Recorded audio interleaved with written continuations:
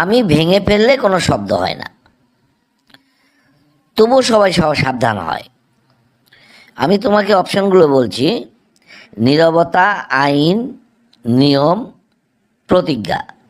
বলো তো বাবা, কোনটা সঠিক হবে? নীরবতা,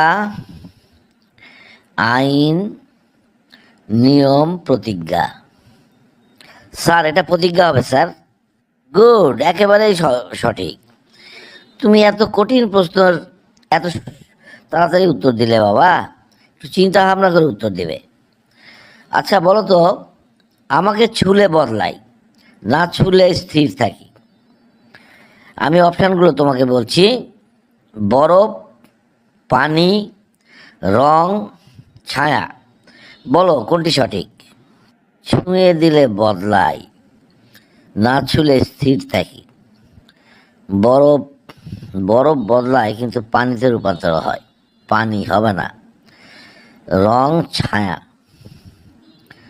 তাহলে ছায়া তো হবেই না, তাহলে রং আর বরফ।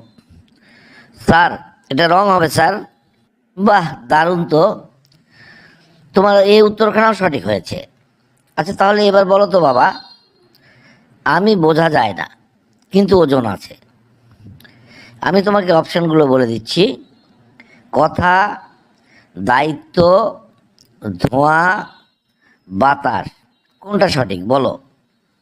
আমি বোঝা যায় না কিন্তু ওজন আছে। স্যার বলেছেন কথা, দায়িত্ব, ধোঁয়া, বাতাস। বাতাস হবে না, ধোঁয়া হবে না, কথা হবে না, এটা হবে দায়িত্ব। দায়িত্বের অনেক ওজন।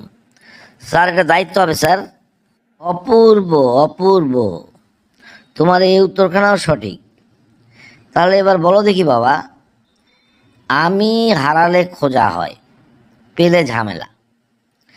আমি অপশনগুলো বলছি: চাবি, টাকা, সত্য, ঘুম।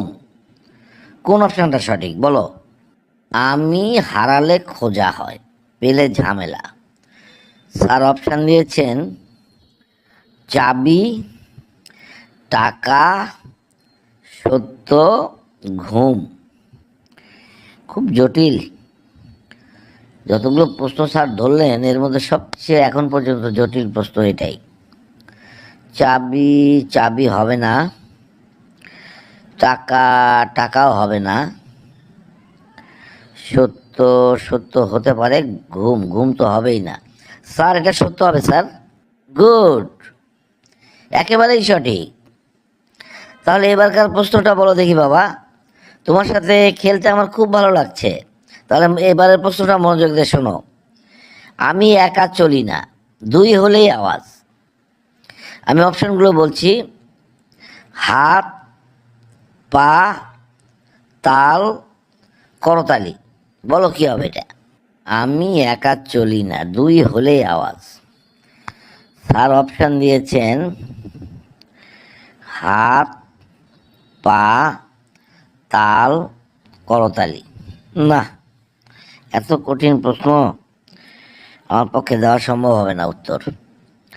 না স্যার, এটা আমি পারবো না স্যার। তোমাকে যতগুলো প্রশ্ন ধরলাম তার মধ্যে সবচেয়ে সোজা প্রশ্ন ছিল এইটা। এই প্রশ্নটাই তুমি পারলে না। তো যাই হোক, আমার বন্ধুরা আছেন কমেন্ট বক্সে, যারা দেখছেন, বন্ধুরা আসুন তো কমেন্ট বক্সে, যে যে পারবেন উত্তরখানা এখনই জানিয়ে দিন। আর আমার এই প্রশ্নখানা, আমার এই অনুষ্ঠানখানা লাইভ কমেন্ট শেয়ার করে সবাইকে দেখার সুযোগ করে দিন। তাহলে আজকে এই পর্যন্তই ইতি। ধন্যবাদ। সবাই ভালো থাকুন, সুস্থ থাকুন। আল্লাহ হাফেজ।